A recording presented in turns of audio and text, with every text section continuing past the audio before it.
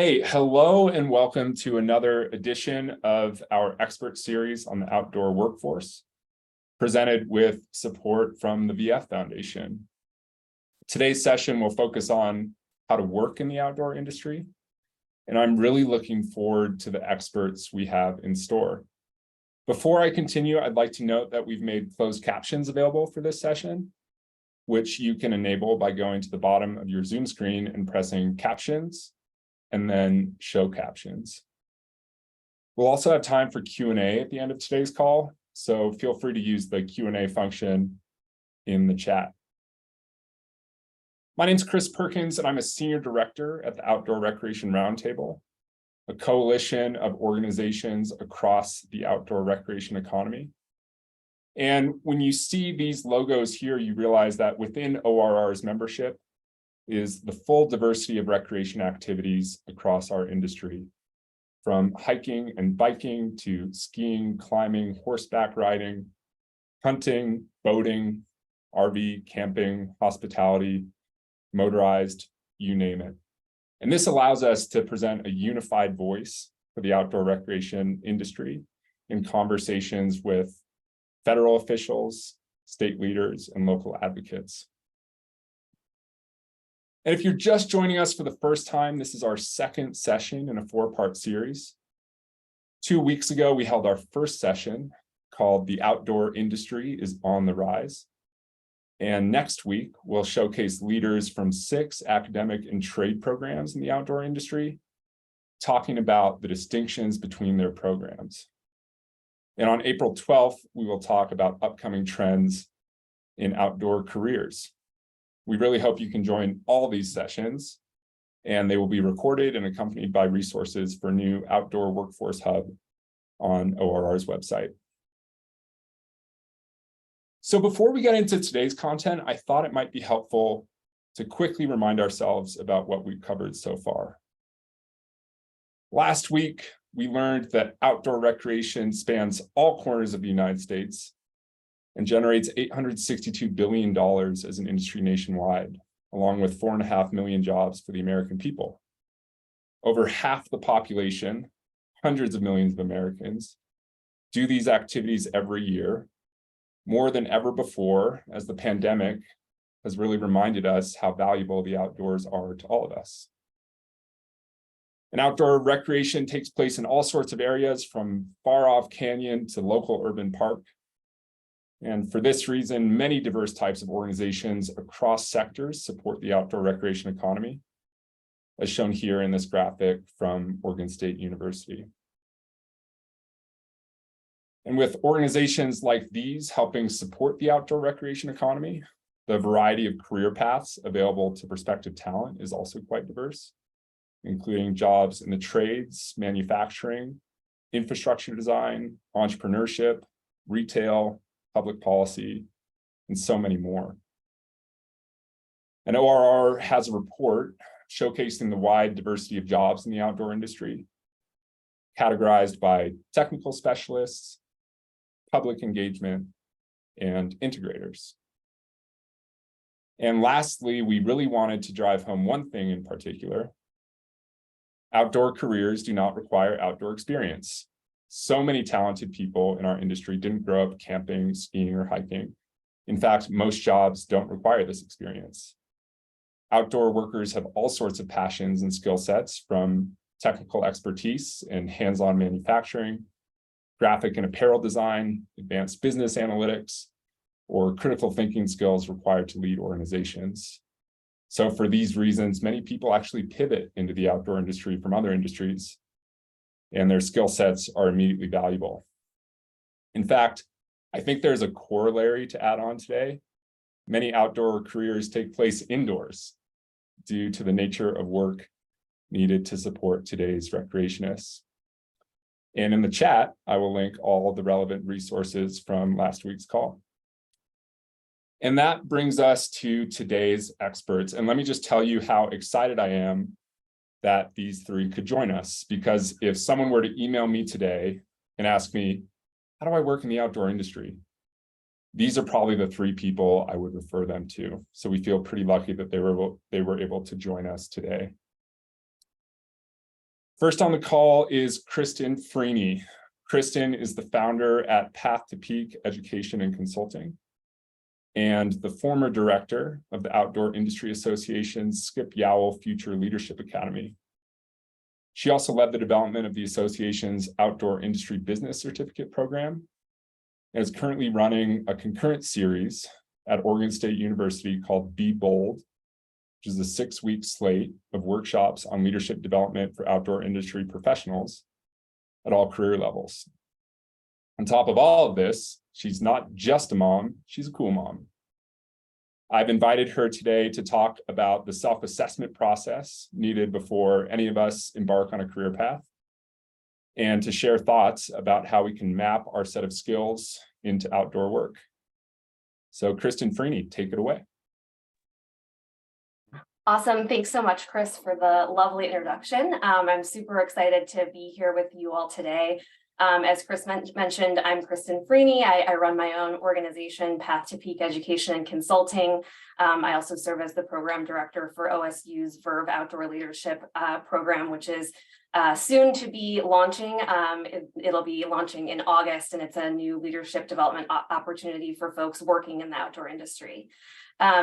And so I want to dive in today. As Chris mentioned, I'm going to be talking about kind of that self-assessment piece and how to kind of figure out, now that you know about the outdoor industry and maybe have an interest in working in the outdoor industry, what kinds of jobs would you want to pursue? What would your career path look like? And how would you pursue those positions given the skills and strengths and things that you have?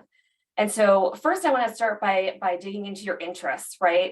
This is kind of the biggest thing. As you're early on in your career, getting really comfortable with thinking about, what your interests are and what you enjoy doing. And I think, keeping in mind that it's also important to think about those things outside the context of, the influence of our parents or our peers or our teachers, really getting comfortable with what we individually really enjoy doing. And two questions I often pose to folks are, what are you doing when you lose track of time? So what are those things that you're engaging in when, you forget to get up for an hour and maybe you forget to grab lunch on time, or, time just kind of starts to feel like it's disappearing. That's kind of what we refer to as like a flow state. And those are indicative of things that we find really, really meaningful. So that's one way to kind of think about what your interests might be. Another question would be, how do you want to save the world? And I want to explain that a little bit because I think 18, 19, 20-year-old Kristen probably would have rolled her eyes at that one. But it's actually a really great question to ask because it gets to the core of what people really find meaningful, what they really have a deep interest in. 18, 19, 20-year-old me probably would have said helping people. And what that looked like at the time was pursuing a degree in psychology and going on to be a therapist. That is not how my career path has panned out. However, I get to spend, all of my days really helping people pursue careers that they find really meaningful, helping make themselves really engaged employees and to find fulfillment in the career paths that they do pursue. So that's kind of the first thing, really getting comfortable with what those interests are and digging into, what types of careers you might want to pursue. Once you're comfortable with that information, there's a couple other buckets that I really encourage folks to look into. The second big one is looking at your values. So getting comfortable with things like what's important to you, what can you not live without? Our values are these kind of deeply held beliefs that are operating in the background, whether we know them or can name them, and they're kind of directing our behaviors, they're guiding our motivations, and so there are these really critical things that we need to kind of take stock of and think about as we start, considering what career paths we might want to pursue. We also have a lot of really good data around the fact that folks who work in organizations that have alignment with their own personal values are often, happier at work. They're more engaged in the work. The kind of simplest example I like to use is think about if you were, if one of your values is, protection of the environment, and you go and you work for a company who's really unethical and they're doing terrible things that's really harming the environment. That would be a really difficult place for you to continue working, right? And that's what values misalignment can look like if we're not really clear on what those values are and what the values of an organization are.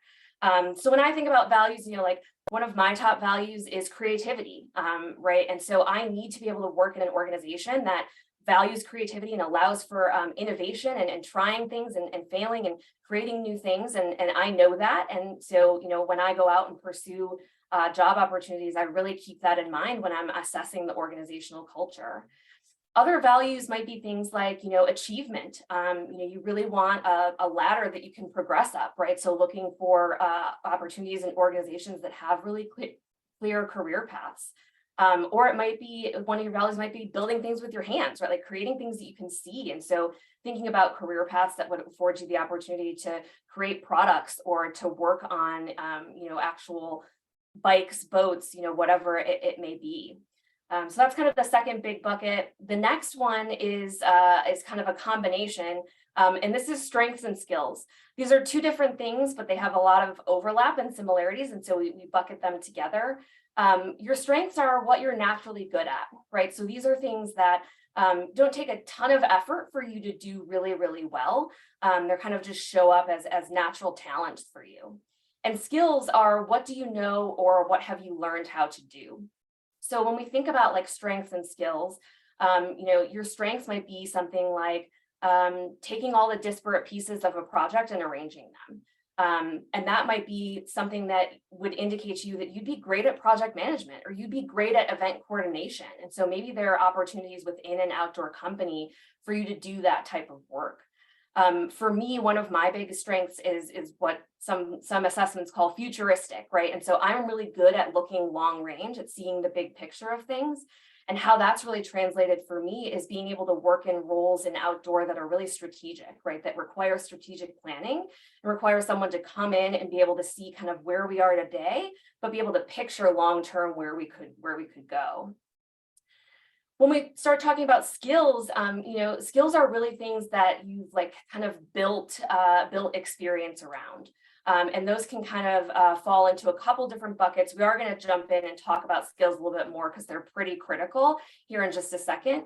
But skills could be something like, knowing the Adobe Creative Suite or knowing how to use AutoCAD, knowing how to use Microsoft Office. Those are skills and those are technical skills.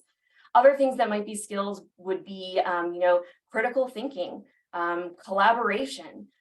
Those kind of fall on the more human side of skills. And as I said, we'll discuss that a little bit deeper here in just a second, but really getting clear on kind of how those show up for you and what skills you possess, right? And so if you have Adobe Creative Suite, like maybe you want to work in a creative field, maybe you want to work on the photography side or on the creative graphic design side of an outdoor organization. If your skills are mechanical aptitude, right? Like how to fix a bike, how to fix a boat. Those are critical competencies for someone who wants to work in a space where you're going to be, building and or repairing those things. And the last thing I wanna dive into, kind of this final dimension in this career path exploration, is a critical one and one that we probably don't talk about enough, and that's pay. We live in a society that, kind of requires money to exist and to do things. And so I think we need to have a really honest conversation. I'm sure Jenna will support me on this as she's a big fan of salary transparency in the work that she does. We have to look at pay. How much do you want and or need? And that number is really specific to you and the obligations and things that you want to do with your life. And then I think it's also about getting clear on what can be expected for a role within a given industry.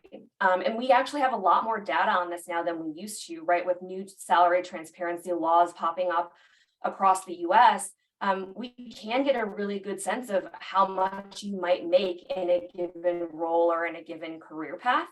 And it's kind of up to you to decide, is that going to be enough, right? Like, is that going to have you being able to pay your bills and meet your needs and do the things that you want to do? Another consideration is, that pay generally increases with time and experience in the seat, right? And so, is there kind of a long-term play if you're making less at the start, but you can kind of see the light at the end of the tunnel. But this is another critical one, and I think oftentimes one that folks in the career development space miss. We need pay, right? We need to talk about pay, and we need to consider that when we're thinking about our career path planning. So what that all does is that we all bring it all together, and it creates this kind of graphic of a career path, right? And that's, we take all these dimensions, and right there at the center is the career path. And this is not a simple process. I will be totally honest. I hope no one leaves here today feeling like they have to have this all figured out. In fact, I would say that this is a lifelong process. I'm sure Jenna and Les can attest to, and I certainly can. I've had to revisit all of these dimensions several times throughout my life, and probably will, for the rest of my working years.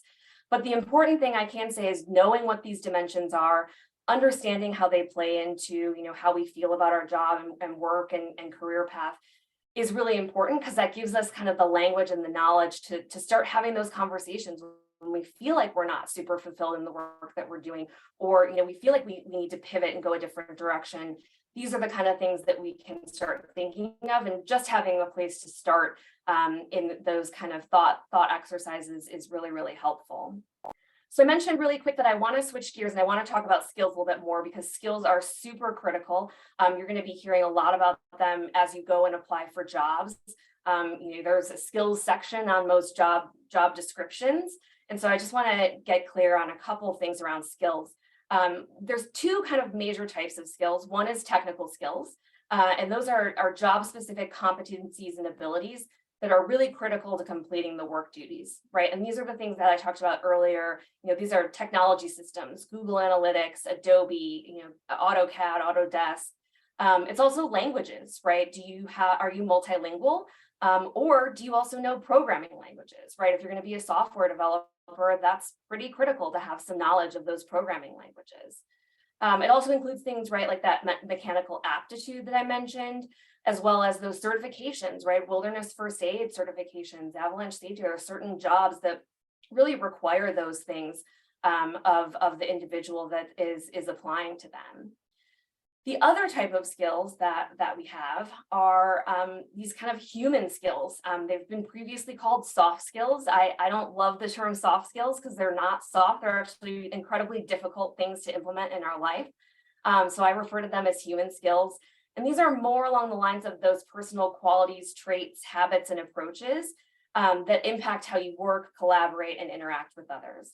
And the thing to keep in mind about like technical skills are often job specific, whereas human skills can apply across your entire career. And that's not to say that one is more important or better than the other. They just have different applications. So human skills can look at like a lot of the stuff that I've lined out here in these purple boxes, emotional intelligence and relationship building, communication and delivering feedback, adaptability, resilience, those kind of more interactive, collaborative, human to human skills that we develop really through, time spent working on teams and managing people and, engaging in business in a collaborative manner. A few quick notes about skills. There's a mix of technical and human skills that are needed for every single job. That mix is going to be job and career dependent, and a place that you can go and find a lot of good information on that is in the job description, right? Looking at what the skills section states about specific jobs and being able to kind of pull out which are those harder technical skills and which are those soft human skills. Another thing to note is that you can build, develop, and learn both sets of skills. The human skills are not things that are just inherent to you and you've got what you got and got to work with it. You can always build and develop those things, just like you can learn new languages, you can learn new technological skills. There's an opportunity to really build that stuff, but it's important to know what those skills are. So as you think about careers and jobs, do you think about, what different things you're going to need in order to be successful in that career path? And the last thing I want to touch on before I hand it over to the other wonderful panelists we have here today is just, do we have any data on what skills are needed for outdoor work? And yes, we do. So I was involved in some research that Oregon State University, along with ORR and OIA, as well as Basecamp, participated in a couple of years ago, really trying to define what critical skills are needed at different levels of the organization. And so you can kind of see them laid out here. Many of them would probably fall into that more human to human soft skills arena, but you can get a sense of kind of what the expectations are for these different levels of careers in an organization. One quick thing I want to point out is just you'll notice in that mid-level management sector, all of a sudden team management and leadership become really important. And those are sometimes really difficult skills to build. You'll see that oftentimes human skills start taking precedence over some of those technical skills as you get into leadership roles. And so I would really encourage you, if there's ever an opportunity to be in the seat leading a team or guiding or outfitting those types of things, those leadership roles are really important to develop those skills, because when you get into those mid-level roles, all of a sudden there's an expectation that you'll know how to do it. And there is usually a pretty steep learning curve. So with that, I want to share some additional resources. If folks are feeling like, how would I ever figure out what my values or strengths or skills are? There are actually a lot of resources out there. And so I won't read these off exhaustively. And I know that Chris will be sharing the deck afterwards. But these are some great places to kind of start those conversations, to put some language around what your values, strengths, and skills might be, and to help you as you embark on that job search and career path planning process. Kristen, and thank you. And there's my email if you need to reach out afterwards. Yeah, Kristen, that was terrific. And one thing I wanted to touch on before we move on in the program is the Be Bold Conversation series that you're putting on in partnership with Oregon State University Center for the Outdoor Recreation Economy. I imagine there are a ton of people on the call who are eating up everything you're saying and want more. Can you tell us a little bit about this series and what people can expect? Yeah, absolutely. So the Be Bold series is, a 6-week series. We're about halfway through at this point. We have 3 more left. We're doing them every other Wednesday. So next Wednesday will be the next session from 12 to 1 Pacific. And essentially what we're doing is we're digging into those tough leadership topics. So next week, we're going to be talking about difficult conversations, how to kind of engage in those conversations, how to, give yourself a framework to help kind of guide what those conversations look like. And we really want these sessions to be super interactive. So we start kind of defining what the concept is, talking a little bit about the science and data behind it. And then we spend a pretty significant portion doing interactive activities and talking with the group. So if you're interested, it's a great opportunity to just be a part of those conversations. It's a totally free series. I co-facilitate it with my colleague, Greer Van Dyke. And we'd love to see you at the Difficult Conversations one next Wednesday. Awesome. Thank you so much for joining us, Kristen, and for your time today. I took so much out of your presentation just now. I'm already thinking about my own skills assessment. So thank you for providing that knowledge to us, and looking forward to being in touch. Next on our program today is Jenna Celmer, co-founder, chief community officer, and president at Basecamp Outdoor. Jenna has a master's in public administration and holds many unique talents, from digital strategy to podcasting, community building, and public speaking. And I actually think Jenna's career path is kind of the perfect illustration of how people sometimes arrive to the outdoor industry. Jenna's career started with the U.S. Air Force Academy, where she worked to launch a technology campus and aerospace accelerator. She then followed this with work at the U.S. Olympic and Paralympic Committee as a scientific communicator and analyst, and then worked with executives in professional sports leagues to enhance anti-doping programs. Now at Basecamp Outdoor, where some have described her as the chief community officer for the outdoor industry, she helps encourage her online community of outdoor enthusiasts to boldly and responsibly explore the world around them, while shamelessly loving themselves. And according to her Twitter bio, she often eats lunch before 10 a.m. Jenna Celmer, welcome to today's call. Thank you. All of that was true. Those were excellent photos that you chose. Excellent. Did I miss anything in your bio? Yeah.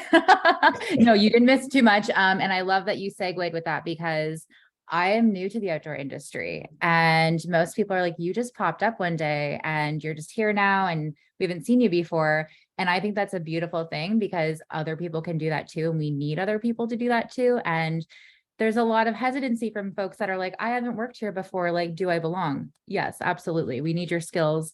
We need people coming in mid-career. We need people starting their career in the outdoor industry and segueing over. So I think that's wonderful. Amazing. I'm just going to share my screen as well. Let's see if we can get it up here. We're all good, it looks like. Looks great. Okay. So Chris, did you want to like dive in and ask questions, or should Yeah, I hop in I- and talk I about sh- Basecamp? I sure did. So I think this will segue perfectly into you talking about Basecamp. So you have the reputation of being one of the most helpful people in outdoor career development. So I want to put your skills to the test. Okay. And I want to pretend that I'm fresh out of college with a degree in biological sciences, and I'm looking to work in the outdoor industry. And here are a few things I know about myself. I love to fish. I'm passionate about good graphic design and communications. I'm more of an introvert, but I could do something more public facing if it were the right fit. I think my resume is pretty decent, but I haven't updated it in a while. And I'm agnostic about whether I end up in the public sector, private sector, or at a cool nonprofit. So I heard through the grapevine that Basecamp is the place to be for someone like me, but I don't know much about it. So where should I start? Talk me through it.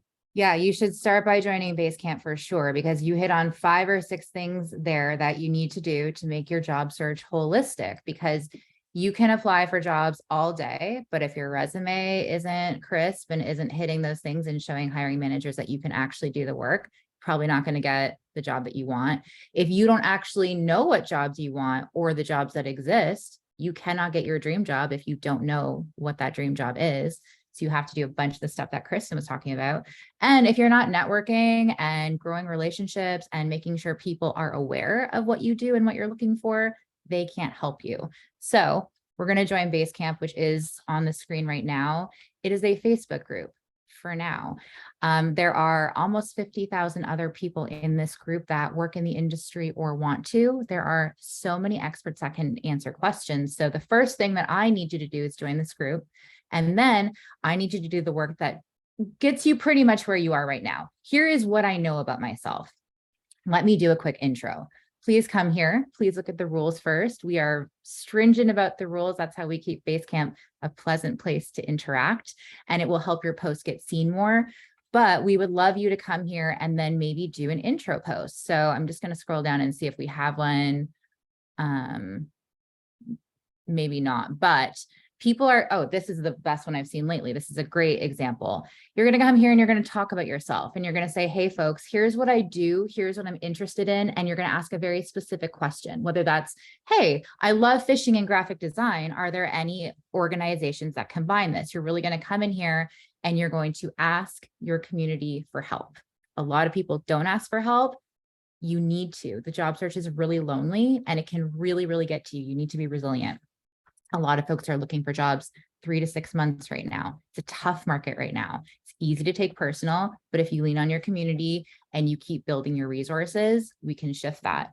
As well, in Basecamp, you can make sure that your resume is tippy top, because we have a thread that has a bunch of people weighing in. Many of them are hiring managers or career counselors, or myself, who just looks at resumes all day. I'm not an expert, but I have good ideas, and helping people out with that. So Basecamp is your resource for any questions that you have, but we have other resources as well.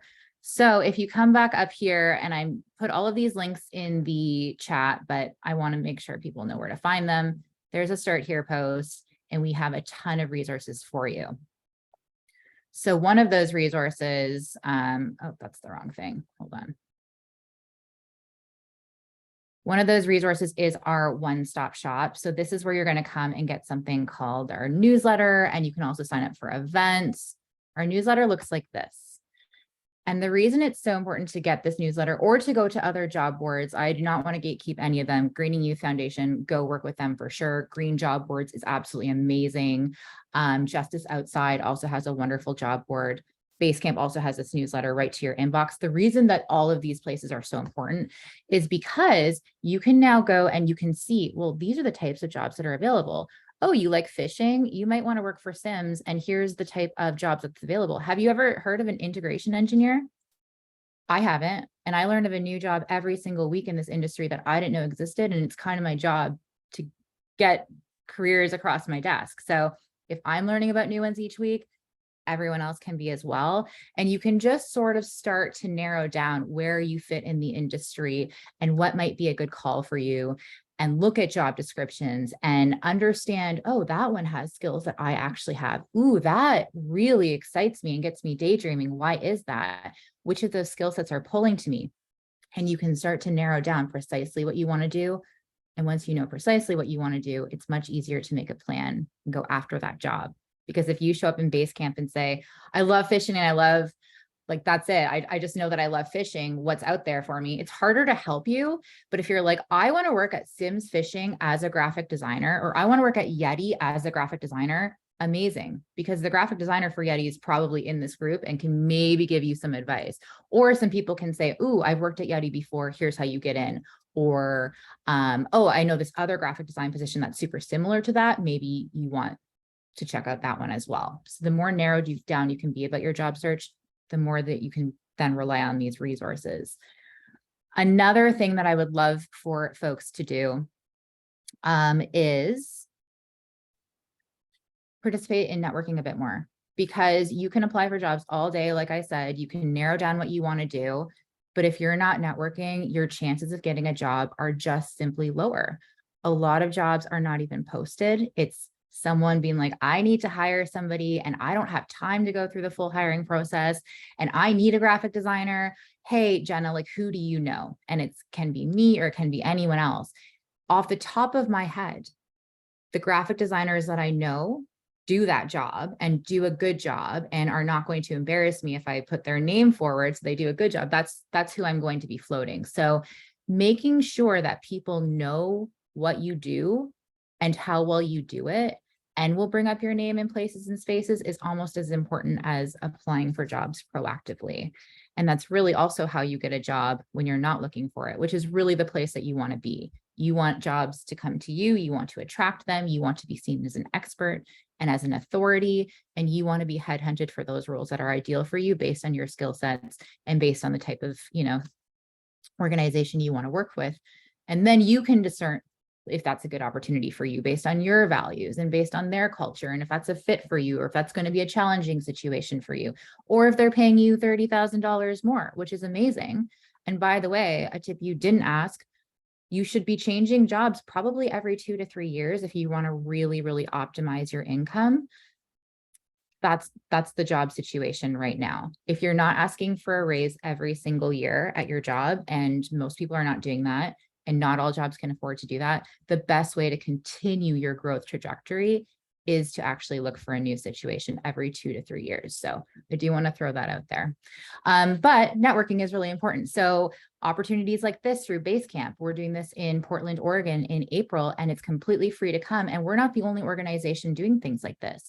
Local workforce development centers will often have networking opportunities for job seekers of all types, not necessarily outdoor. But they're really good to show up at for a couple of reasons. Number one, you can practice your networking muscle, and it is a muscle, and it's not easy, and it's not intuitive to most people. And you really, really need to practice, maybe giving that elevator pitch, or maybe simply just talking to strangers in a networking situation, because it is a very undervalued skill. It's how I inserted myself in this industry with no skills, not knowing anyone. I just talked to people, and then I talked to another person, then I talked to another person, and it was scary and it was awkward. And now it's much easier. So the more you can do that, especially maybe in an environment that's not like specifically the one you work on, so there's a little less pressure, show up to those. You never know who you're going to meet. One conversation can change everything, but if you're not there to have that conversation, it won't. Another thing I'd love folks to start doing is digitally networking more. And again, the same reasons we offer this. And this is a free way to ask me questions every single week. There is a one-on-one with me, and there is an Ask Me Anything, which is a group call. It's super fun, actually. The one-on-ones are not available at this time anymore, unless you're like checking constantly to see if there's a cancellation. But these Ask Me Anythings are always available. And Basecamp has a lot of networking opportunities as well. We do it for laid off folks. We're going to be launching something for people that just want to have an accountability every week. And you can find things like this in Basecamp all the time. It's not just through us. Other people are doing this as well. And I recommend going to as many as you possibly can. I want to go back for a second, because in terms of Basecamp, we also have, this is the only thing we charge for, This is our premium membership. It's $3 a month. What you're paying for is me to take 20 hours of my month and actually vet and vouch opportunities for you, consolidate them, curate them, get them right in front of you to your inbox. Again, $3 a month. If you are from a historically marginalized community, it is completely free. And I don't ask follow-up questions. If for whatever reason you cannot pay us $3 a month for this very incredible service, sign up through this link. It's completely free. We're not trying to gatekeep opportunities. However, this does sustain our work. So anyone that can subscribe, thank you very much. And why this is important is it's way more jobs. We get you contact information for the hiring managers directly, which is really important because if you're going to apply for a role, maybe follow up for that role. Maybe make sure that, you're on the radar. Maybe make sure you're sending after you apply some information that the hiring manager might additionally like to see. Portfolio link, example of work, things of this nature. The other important reason for the premium membership right now is that Basecamp is actually building ethical tech. We are trying to reduce bias in the hiring process. I'd love to say eliminate. That just seems audacious. So I don't want to say eliminate, but we're going to greatly reduce it. And our premium members are going to get first access to this very cool site that you're getting a sneak peek of right now and is in development. So all that combined is the Basecamp ecosystem for finding jobs, but it's not the only ecosystem that exists. Like I said, there are many others. I am constantly going to LinkedIn. I am reading what other people are doing. I'm commenting on their work. I'm getting new opportunities and seeing new opportunities and sharing them with each other. So there's lots of things that you should be doing, but root that search down in what Kristen was talking about, knowing yourself, knowing what gives you energy and knowing what jobs you want to pursue, then actually networking with your community and asking them for help and networking just like so much digitally, in person. And another great way to network is to volunteer in your community, going out and doing the activities that you enjoy with other people. And then once again, just letting them know who you are, what you do, and what you're looking for and how they might be able to help. Jenna, I feel so well prepared now. Thank you so much. I think I am going to be able to find that dream fishing role I've always looked for. And I also think stepping out and being like real Chris, I subscribe to Basecamp Outdoor. I am very happy in my current role, but it is so educational for me, like you said, to learn about the diversity of roles in the industry. So I find it to be an incredibly valuable resource as well. Well, I'm glad of that. I kind of like zipped through that because I want to give Les a ton of time. But if anyone has questions, the Basecamp group is the best place to ask those, or sign up for the Ask Me Anything, because you can, we can chat live and personalize it based on your situation.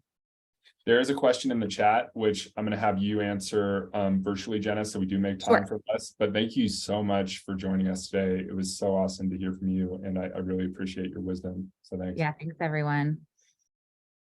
All right, I am going to set up our final presenter,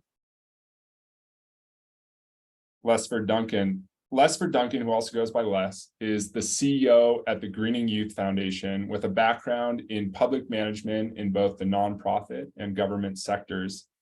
Les has worked most passionately in youth development and advocacy, environmental and social justice, and behavioral health. Prior to joining the Greening Youth Foundation, Les served as the Associate Executive Director for Outdoor Outreach, a San Diego-based nonprofit that connects underrepresented youth to the transformative power of the outdoors. Throughout his career, Les's focus has been on improving systems and developing programs, organizations, and coalitions that enhance the well-being, resilience of, and opportunities for youth and communities in the outdoors. I've invited Les to talk about the work the Green Youth Foundation does to build a more diverse and resilient outdoor workforce, as well as to share some advice for prospective applicants. So Les, thank you so much for joining us, and I look forward to hearing what you have to say. Awesome. Thanks so much, Chris. And I'm gonna ditto what Jenna mentioned. You picked the absolutely best pictures for those slides. So just wanted to say thanks for that. And huge shout out to my buddies and co-conspirators, Jenna and Kristen, who are really doing some phenomenal work, not only creating opportunities in the green workforce and in the outdoor workforce, but also helping to transform systems and change systems as well. And so huge kudos to each of you, and excited to be on another panel with y'all. As was introduced, my name is Lesford, or Les Duncan. I'm the CEO of Greening Youth Foundation. Recently came on board about 6 months ago. And a little bit about Greening Youth Foundation. We're a nonprofit based in Atlanta, Georgia, working all across the US and now also West Africa, working to really cultivate the next generation of more diverse environmental, outdoor recreation, conservation, and sustainability leaders. One of the unique facts about Greening Youth Foundation, we were founded over 15 years ago by a phenomenal Black woman, Angelou Ezelo. And the reason why that's so important is Greening Youth Foundation was founded really in response to a lack of diversity and representation in the environmental and conservation workforce. And so it was truly transformational at the time, as it is now, to have organizations that are completely dedicated to increasing representation in this space. Why is that important? Well, as kind of taking a quick journey back in history, initiatives like the Civilian Conservation Corps, which was started in 1933 as a part of Franklin Delano Roosevelt's New Deal legislation, created economic opportunity, as well as really shaped what we now know today as our national as well as state park systems, in trail development, conservation, maintenance, species, invasive species removal, and so forth. But it also created economic opportunities, particularly and solely at the time for young white men. And so it took years after for there to be the integration of also women in conservation, in civilian conservation corps, and then people of color. And even then, even after the integration, there was still a tremendous amount of ostracism and for women that were entering the CCC. For example, women corps were often referred to as the she, as a derogatory term to really demean women in this space. And then not to mention segregation, segregated corps, and so forth. Fast forward to today, 90 years after the development of the Civilian Conservation Corps, which is actually coming up in a few weeks in April. What we see is there's a huge need for a representational shift within the environmental workforce, mainly because we're seeing an increase, a change in climate over the past several years, as well as an increase in environmental justice issues that disproportionately affect communities of color and low-income communities. And so that's the reason we exist as an organization. Furthermore, we know that when there is increased diversity and representation, it not only makes the environmental sector look good, it also brings ingenuity, innovative ideas, perspectives to this work that will bring about the solutions needed to mitigate some of the climate issues, environmental injustices that we're seeing across the country. And so we need more diverse voices at the table. That said, we're out here. I love to use the term, we out here. The notion that people of color especially are not represented or don't recreate in the outdoors, don't exist in the outdoor industry, aren't at the table in critical conservation conversations such as 30 by 30, conserving 30% of our public lands by 2030, which is an ambitious initiative set forth by the Biden administration. At the same time, we are out here, from explorers such as Matthew Henson going years back to phenomenal leaders to this day like Dr. Dorsita Taylor and Dr. Carolyn Finney, who are some of the leading researchers and environmental activists really on the front lines of this work. So we're out here. And we put a call out to you, especially if you're a person of color or someone from a marginalized or underrepresented community looking to really enter into the environmental space. We are here for you. Greening Youth Foundation provides an incredible array of entry and mid-career level pathways to entering into the environmental, conservation, land management, climate justice, and sustainability sectors. I'll share just a few opportunities, and I quickly polled our team just before this call to see, what are some of the hot jobs that are out and available right now. And but I was mentioning we have a wide array of opportunities. I'll speak to a few of our programs, and then in just a little bit we'll share some of the specific positions. One of our flagship programs, specifically for students at historically Black colleges and universities, is our HBCUI initiative, and that's a partnership in collaboration with the National Park Service. Each year, where we engage over 50 students from historically Black colleges and universities all across the country in careers with the National Park Service, and not just the typical careers you'd be thinking of as an interpreter or in education, kind of program ranger or park ranger positions, but also in HR and graphic design and business development and so many other areas. So that's definitely a program to look out for. Another program partnership that we're really proud of is our resource assistance program in collaboration with the U.S. Forest Service. Again, a tremendous opportunity, an amazing entry point opportunity for not only students, but even mid-career professionals that are looking at careers or looking for a way to break into the often difficult or challenging land management agencies to get into. The cool thing about each of these programs, as well as a wide array of other individual placement programs, is that after the completion of 640 hours in these internship programs, you are then eligible to receive a Public Lands Corps or PLC certificate that provides you with a non-competitive hiring authority. That is huge. To anyone that has ever tried to apply through usajobs.gov, you know how competitive those processes are. Often there are thousands of people applying for a single position.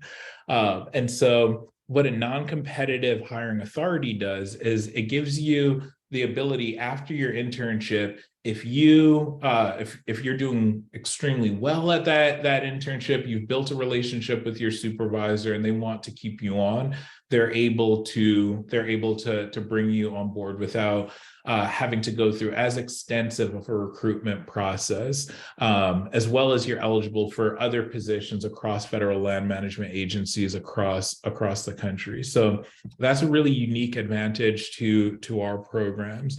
Some of our non-federal program partnerships, and we encourage you to check out our website, gyfoundation.org, that goes into even more depth about several of the opportunities that we provide. One of our other internship programs that's actually recruiting right now, and that might be of interest to many of you, is our International Climate Fellowship Program that we conduct in collaboration with the Growell Climate Fund. This is a unique opportunity, highly selective opportunity to engage with some of the world's leading climate organizations, such as the Environmental Defense Fund and several others. It's a paid, and all of our internships and fellowships are paid programs. This program is a paid initiative that gives you the opportunity to not only work with leading climate organizations such as the Environmental Defense Fund, but also gives you the opportunity to travel to sites sometimes across the world for conferences, convenings, for program development, and so forth. So highly encourage you to check out that program offering as well. And then the last program that I'll mention is our Bridge program. That program is unique to placement with or placement in full-time career opportunities. And so the Bridge program, often many of the interns that go through our program will then participate in the Bridge, or that go through our other programs will participate in the Bridge program, which provides equitable hiring pathways for more diverse candidates to be able to access jobs with federal government agencies, as well as some of our nonprofit partners in the environmental and outdoor recreation and outdoor industry space. And so for more information on any of these, I encourage you to check out our website, again, gyfoundation.org. From there, if you click on Get Involved, there's a link to jobs and careers there, and it will take you to our candidate portal through, we use a system called Job Diva. There we have listed a wide array of specific job opportunities that you can apply directly to. If you have any questions or want guidance on any of these processes, or want to do as Jenna and Kristen mentioned and reach out to the hiring managers of these respective programs, we welcome that. We invite that. Please contact us through contact@gyfoundation.org, or feel free to even reach out directly to me as well at lduncan@gyfoundation.org, and I would be happy to put you in contact with the respective hiring manager for each of these positions. Cool position that I'll mention really quickly, and then want to leave some time if there are any questions as well. A cool position that is open currently is the Civil War to Civil Rights internship opportunity that's based out of the Jimmy Carter National Historic Park in Plains, Georgia. That internship opportunity will be telling a more inclusive story of what the Civil War to Civil Rights movement looked like in a way that brings a different type of historic relevance to our park. We also have positions listed on our website that are focused on historic preservation, to photo data collection, to park planning, to a museum technician position that focuses on accessibility and interpretation, as well as in public affairs and community engagement, and so many others. So feel free, as you see, there's 122 jobs currently listed on our site. Take a look through. If you have any questions, please feel free to reach out to us directly. Thanks, and back to you, Chris. Thank you so much, Les. I actually wanted to follow up with you with one very specific question, and maybe you can just cover this in 60 seconds. What was your career path? How did you get here in your role today? Great question. Yeah, I'm still on that career path, and that's one of the things that I really want to encourage so many folks to find. I came into this career originally from working in the human services sector, health and human services sector. My degree background is in public health, and particularly I was working in the space of children's mental health and youth advocacy. I saw a nexus from there to how outdoor recreation and connection to nature and the environment really promotes the mental health and well-being and resilience of youth, and especially youth who are at risk or system involved. So that's where my passion for the outdoors kind of came kind of all together. Personally, I'm a kayaker, mountaineer, and ultramarathon runner, and enjoy just being in nature and connecting folks, especially folks that don't necessarily see themselves in those spaces, connecting them to nature in the way that feels most right to them and that promotes their healing and well-being. Excellent. Thank you so much for walking us through that, Les, and just for your work in general and the high bar that both the Green Youth Foundation and the Bridge Project set for the rest of the outdoor industry to follow. We really appreciate it, and thank you for your time. Thank you, Chris, and thank you for your leadership in this work as well.